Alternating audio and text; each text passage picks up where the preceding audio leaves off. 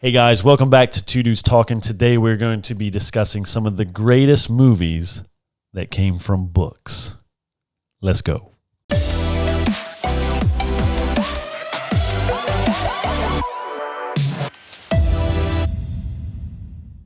Hey guys, welcome to another episode of Two Dudes Talking. If you can, go ahead and do me a favor and like this video. It is much appreciated. If this is your first time with us, welcome to the #1 podcast on music, movies, entertainment, and pop culture. So glad to have you here. In today's episode, we are talking about films that came from books. Some of my favorite movies originally came from books like Lord of the Rings, Jurassic Park, Ready Player One, Shawshank Redemption. There's just too many to name.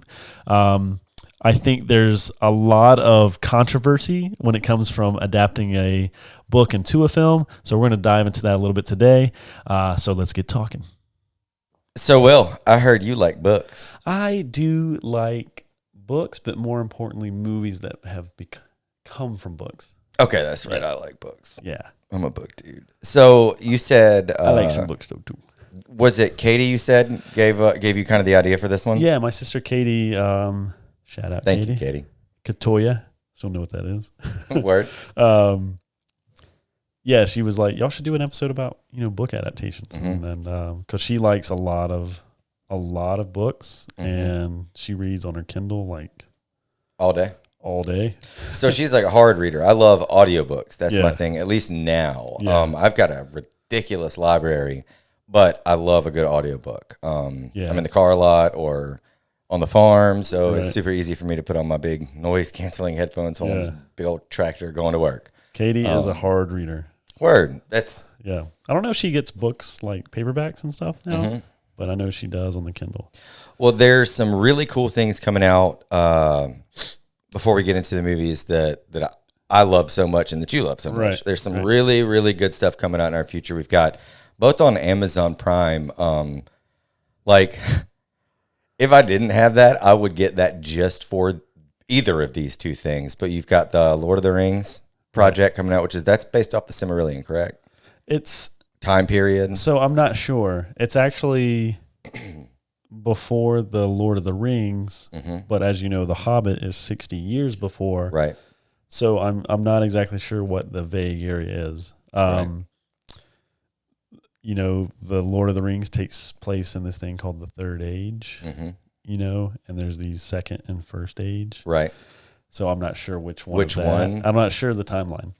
But considering it's the most expensive TV show ever made, and it's tied to $1 billion, and it's tied to Lord of the Rings at all, cannot wait. Yeah, it's gonna be good. So I'm not exactly sure how much it'll be based on like current written stuff, right? Characters and stuff for sure, but not There's a Silmarillion, there's Unfinished Tales, there's all these things. Some of the stuff that I think I must have seen Silmarillion being focused on in one of the articles I was reading lately. But either way, it's going to be dope. Silmarillion is like deep history. Yeah, I think that's deep history. I love that stuff. I really, in all honesty, if there is a book series like this that's so expansive, I love it when they start and then go backwards because it just want to know more, like how this stuff get into place. Wheel of Time, though, is the other one that's coming out. A lot less people probably know about that, but it is going to be phenomenal. So that'll also be on Amazon. Look out for that. Just imagine if Lord of the Rings had a baby with Game of Thrones. That's pretty much what it is. With a focus on time. Yes, with the focus being on a particular age as well, similar to Lord of the Rings. It's a very Tolkien-esque story, a lot darker and bigger. So instead of focusing on like 12 individuals, it may be on an entire nation, more like Game of Thrones was. Right. Can't wait, but movies. I'm going to read off a list of a bunch. Guys, I mean, there are so almost what percentage would you guess of movies have been a book before? I would say actually a lot of them. Probably. Not 50%. Right, but more than... I'd say 20, 25. Word. Yeah. So let's look at some of these titles. And there's like a lot of them that have been redone and redone and redone. Right. Yeah. The Shining. The Shawshank Redemption, The Green Mile, Fight Club, Silence of the Lambs, Gone with the Wind, Schindler's List, No Country for Old Men, Trainspotting, Misery, The Wizard of Oz, Jurassic Park, The Godfather, The Hunger Games, Twilight, Lord of the Rings, The Hobbit, Harry Potter, The Da Vinci Code, 50 Shades of Grey. Look, dude. The only thing on that list I didn't know was a book was No Country. Oh, yeah. I didn't know that was a book. That's dope, though. Yeah, phenomenal movie. I literally thought the Coen brothers just wrote that out of their ass, and that was like, oh my God, this is dope. This is the best thing ever. Yeah. But that's cool that it was a book. That's awesome. So then there's even, I really have to stick with 50 Shades of Grey for a second. Sure. That is the highest grossing erotic romance of all time. Of course. Period. And got some of my money. No, I actually haven't seen them. I haven't seen them. I think I've read the first book. I did read the first book. Some good smut. You little slut. Some good smut.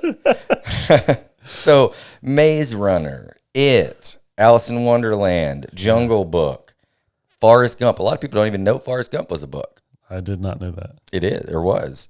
Let me see. That actually makes me sad too. I wish that was with like 90% of America, though. You're probably in the same boat as them. Yeah.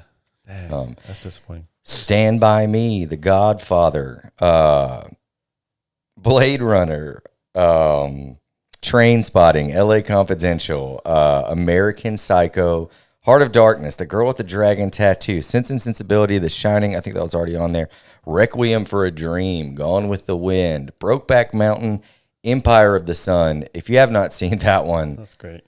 It's great. It's great. The list legitimately goes on. So, yeah, there's a lot of people that hate when a book becomes a movie. Yeah, and I get why. Yep, I used to be one of those people, big time. Yeah, and there are some that are just like, why did this happen? AKA The Dark Tower, AKA The Hobbit. Right. You're like, what are we doing here? So, some of those things, I think that what are we doing here was a question other people should have been asking while they were filming or while they were coming up with a storyboard for The Dark Tower. Okay, look, we're going to look at this storyboard of this movie, and then we're going to look at the 7 storyboards of those 7 books, and we're going to make them all fit into one. Like, no, that's a very bad idea. Yeah. So there have been very bad adaptations done. But when I say that I used to be one of those people, but now I'm not, I think it was up until the Harry Potter series. If something had been a book, I almost would not watch the movie, until years and years later when it got snuck up on me. Because you build you envision these characters in this story and these places, so personally in your mind. Even the voices, like I don't read it when I'm reading. When I was, on paper, I'm not even using my own voice. Like I get the characters have their own voices. Absolutely. So then seeing that not failure, but that disconnection, and that's not the way how I imagined it. Dude. That's the thing is your imagination is yours, way more creative and expansive. Mm-hmm. Than what someone can give you in 2 hours. Right. Visually. And someone can give you something amazing. Like Lord of the Rings. Ready Player One. Amazing. Yeah, Golly. It's so good. But yeah, even as you've read that book, I haven't. Yeah. You could probably see way more than even what that movie showed. Mm-hmm. And that movie showed a damn That movie in particular drove the nail into the coffin for me that I did not need to be judging anymore. When I went back, so I didn't know this was a book. I didn't know it was what the movie was about when I went and saw it, Ready Player One. Watched it, fell in love immediately. Like presented this amazing package. Entertainment. Yeah, here, sir. This is literally just for you, and it starts with a Van Halen song. Like it's so good. But the book, there's just more. Yeah, there's more. Yeah, that's what I don't get mad when they make a book a movie. Yeah, not anymore, me either. Because like in the books, like the Harry Potter ones, for example, mm-hmm. like there's so much in those books that you're right, you don't get in the movie. Mm-hmm. But like those are good movies without all that extra stuff. Like there's so much stuff with just like side conversations and characters that like you get as character development in the books, and it's good stuff, and it's like it's obviously important, but it's not necessary to tell that in a movie. Right. No, it's like nah. And I did not appreciate that for the longest time. Even with some of my more appreciative ones, like I used to love It when I was a kid, the old Tim Curry It. Yeah. And then I read the book and I was like, dang, there was a really, it was around the same time as the Harry Potter stuff. I remember legitimately, I think it was within 6 months of me finishing the Harry Potter series, I finished It. And I was like, dang, dude, that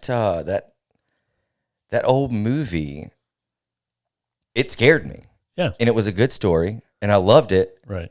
But I just didn't know how much more there was. So like now the focus is if I do see something, if I see a good movie, the very first thing I'm going to do is I'm going to be like, I'm going to look and see if this is a book. If it is, guess what? I'm going to buy it. Right. I love it. Right. I mean, you give me that more. Yeah. I think what the problem is not necessarily the two mediums, the book or the movie. It's people trying to expect one medium out of the other.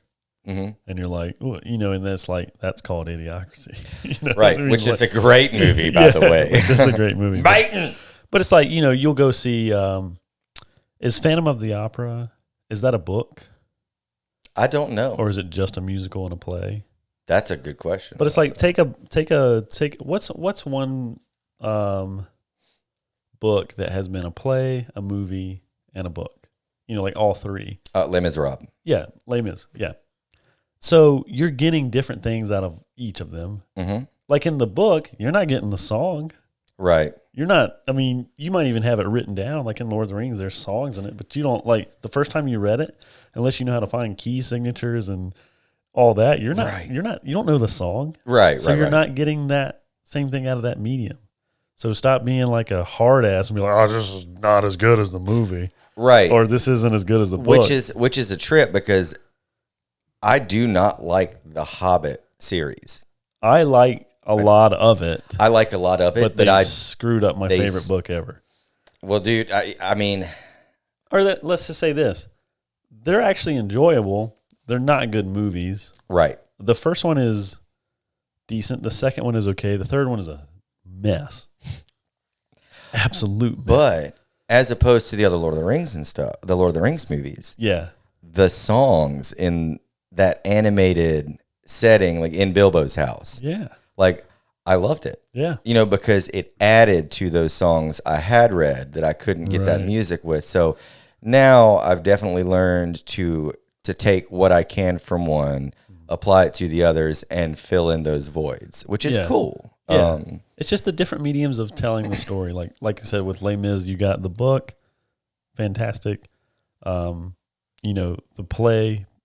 The play's focus is probably the music live, and just the actual acting. It's not on the cinematography. It's not on the sound effects and music or in that type of regard. And then the movie is all those other things visually. So it's like, don't get mad about these things. Support the other guys and enjoy yourself. Yeah, as much as these things are. Like, they took out the most important part of the Hobbit for me, and it's literally only 3 lines in the book, but they took it out of the movie, and it just like, it crushed me, But it's like, at the same time, as a book, you've got,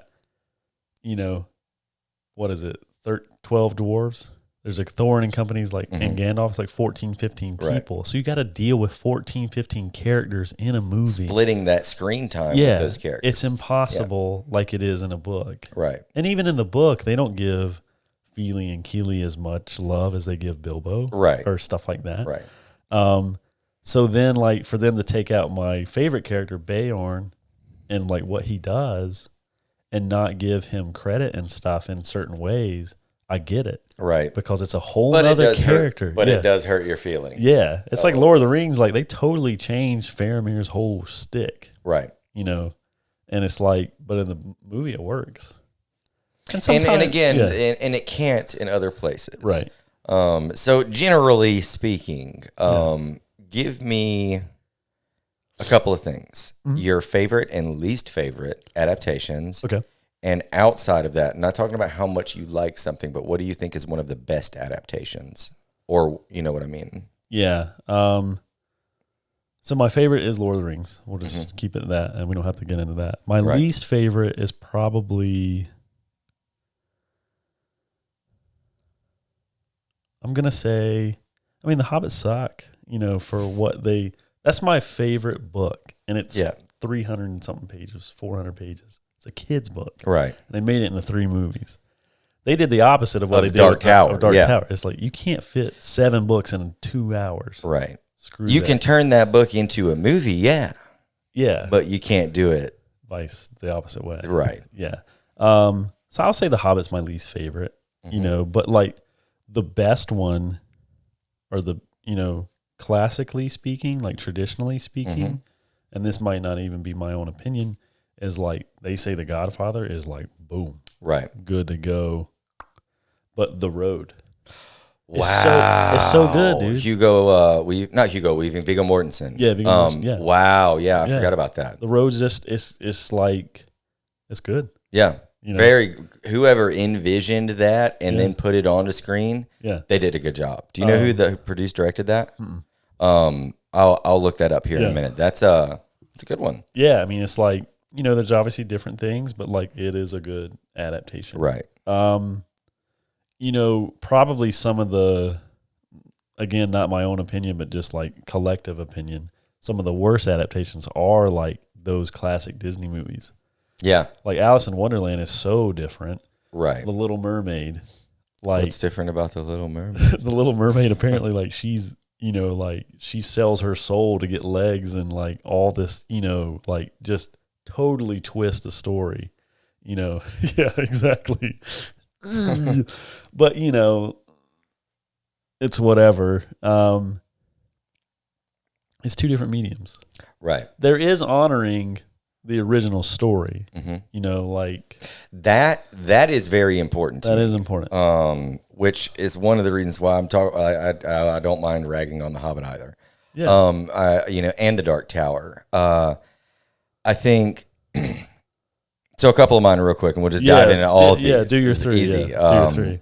So I'd say best that I've seen personally. Yeah. I mean, I haven't read The Godfather, so I can't speak on it. Yeah. Shawshank Redemption.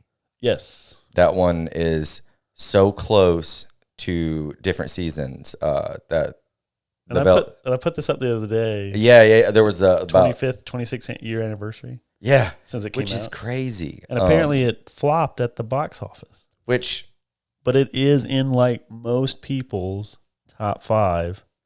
Yeah, all time. It's an amazing movie. I mean, it was a great cast, of course. But is that a long book? No, it's actually so it's Richard Bachman, right? Which was, I think it was called Different Seasons, was a short story collection. So it's a novella. Okay. So it's dope though, and they did such a good job. Yeah. Least or worst, in my opinion, is probably The Dark Tower or the Hobbit. I could either of those. Yeah. But probably my favorite, it's a tie. Ready Player One. Yeah. Or The Lord of the Rings or Harry Potter. The Harry Potters are great, dude. Like, well, the movies opposed to this, I can't. They did leave a lot of stuff out. Sure, there's gripes at the end of the series, but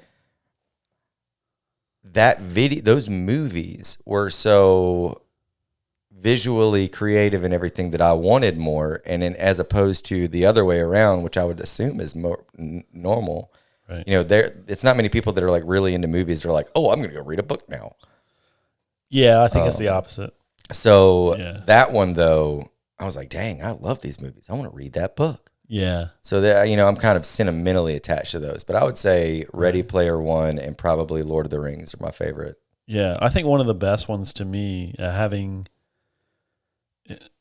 is Prisoner of Azkaban. Mm-hmm. Like, I think Specifically, that one out of 3 and 5 are my favorites. Mm-hmm. 3, 4, and 5, but 3 and 5 are the best movies to me. Right. 6 has the best scenes. Yes. You know, that Snape stuff is amazing. And who else in the world could play Snape? Nobody. Yeah. God bless you, Alan Rickman. I miss you too, man. But yeah, I mean, Prisoner of Azkaban being my favorite Harry Potter book is such a well done movie too. Mm-hmm. Like, actually, my imagination, because I read that in like 6th grade, and I haven't read it since. Right. So, but as a 6th grader, and I read all of them like back to back and loved them. Right. You know, up until like, even when I was in 6th grade, it was only Order of the Phoenix was out.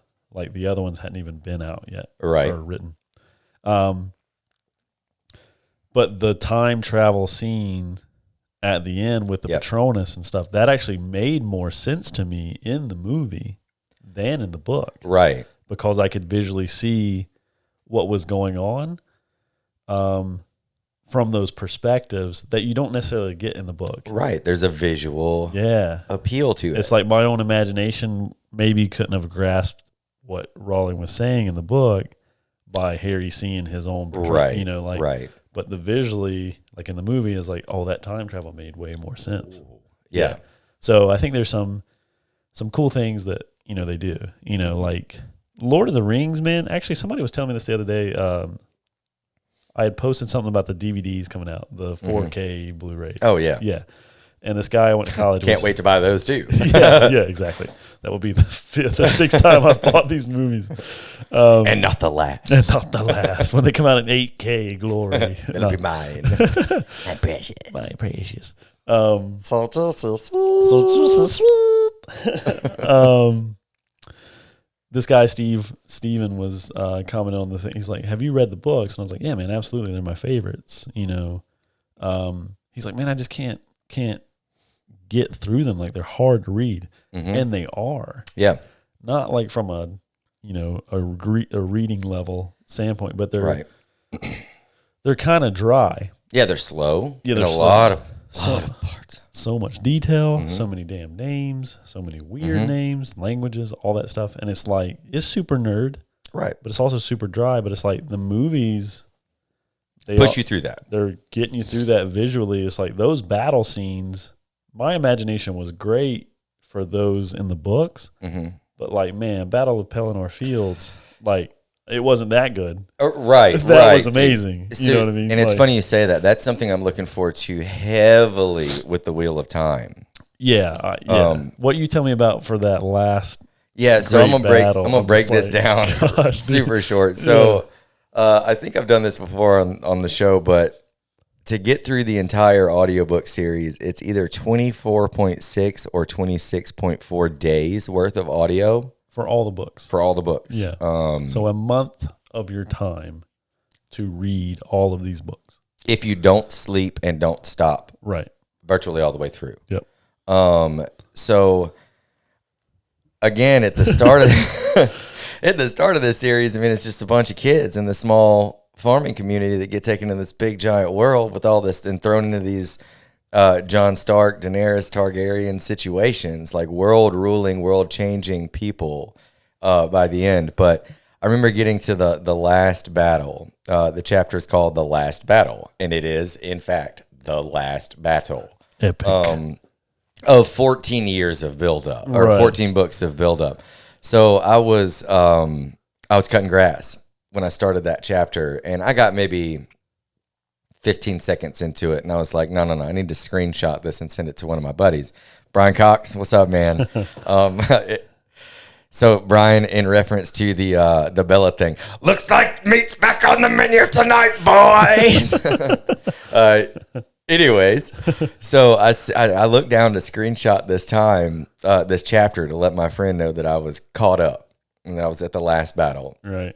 And I look at the start of it, and it said this chapter was like 8.5 hours long. Yeah. And I was like, that's longer than a Harry Potter book. Yeah. And I mean, that's like 5 chapters of another book. Right. So like I've got my envisionments, and I think it's amazing to get to kind of get ahead of the curve like this. With Harry Potter, I read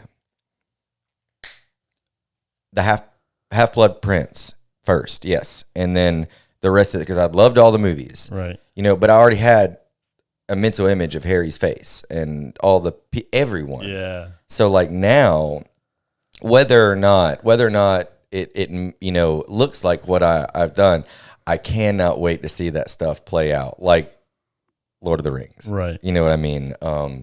And if you guys have been waiting on this, there's actually a 30-minute pilot from when they tried to do this show on YouTube, like Sci-Fi Channel, like 8 or 9 years ago. It's Billy Zane is in it. Yeah. And it was one episode and they cut it. And I'm so glad they did because I cannot wait. But, yeah, you lose a lot of the details. A lot of times it's a mistake in an adaptation is obviously going to be more noticeable because you are going to have a lot of people that are going to be giving you grief.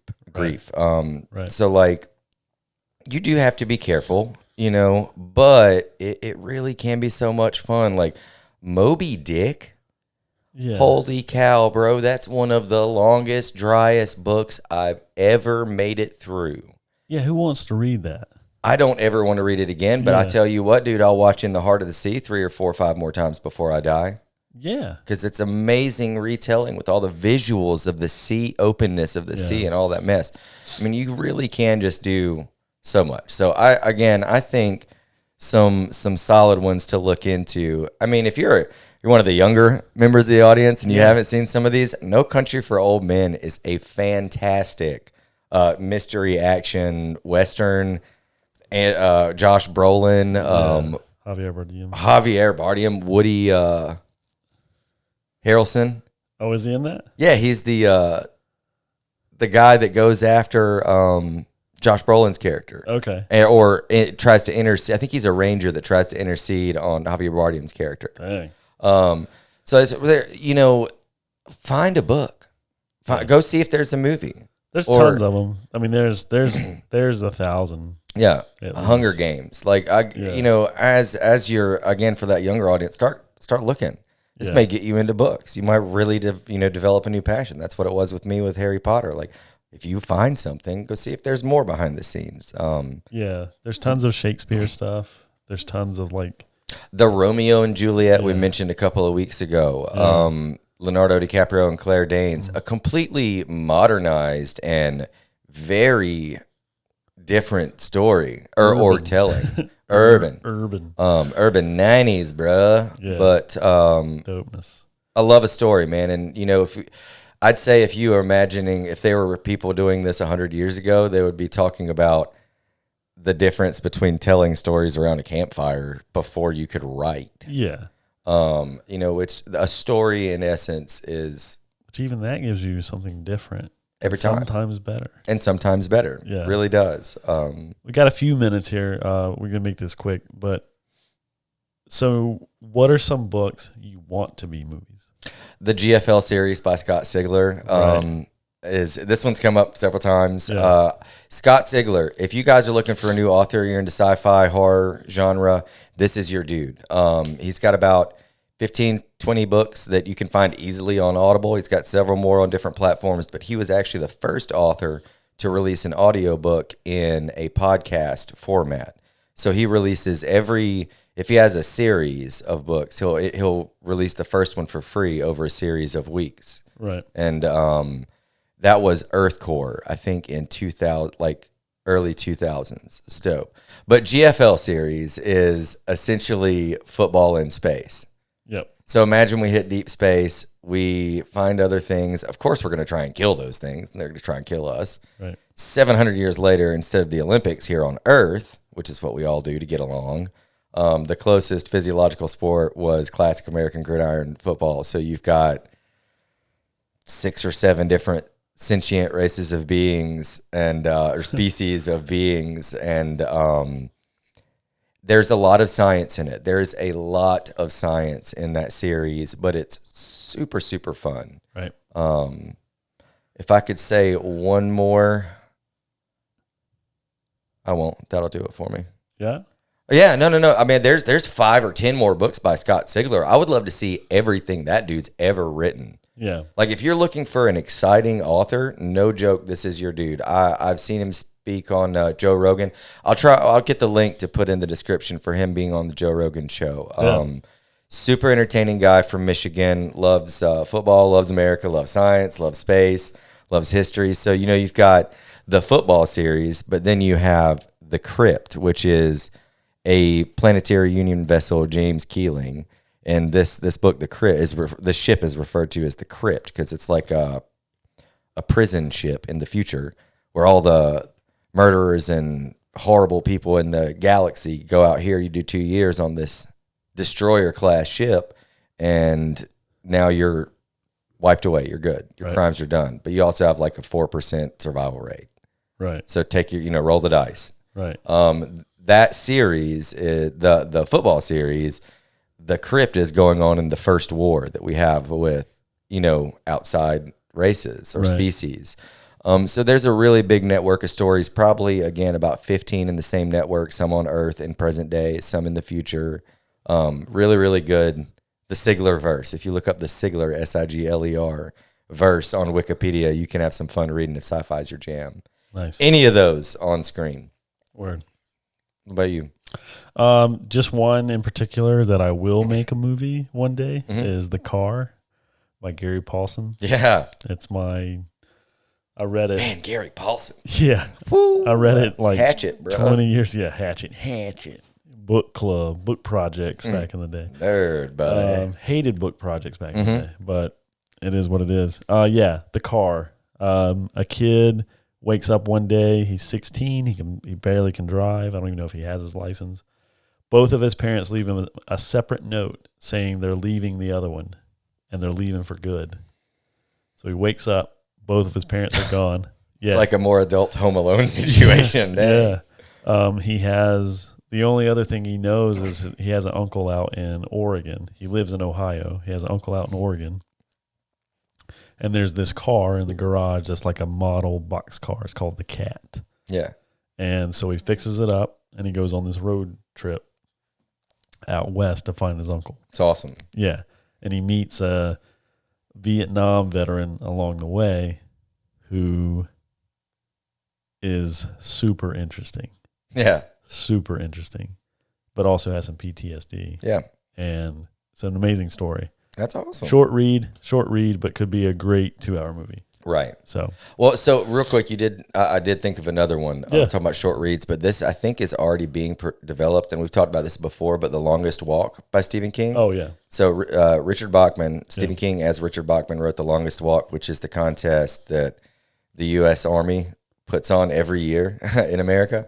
And they take 100 kids and make them start on the East Coast walking west at 4 miles an hour, and they all get a certain number of warnings. If they slow down too slow 3 times or more, Army Jeep pulls up, kapow, and now there's 99 walkers. So, like, it's a really, really good drama suspense, but not too long. Yeah, another short read, but that's in the works, as well as The Talisman, which I can't wait. So I've already got good stuff coming. Yeah. I've got so much stuff coming. Stephen King right has now. like freaking 6 things in development He does. Always. So That you know about. yeah. So yeah, guys, let us, Katie, for sure. Let me know that book you were telling me about on the phone a couple weeks ago. The book that you like, you read this like every year, at least once a year, and you really like the movie too. Tell me what that book was in the comments for sure. So. And the rest as well. I know I've spoken so much with Aaron about some of these things.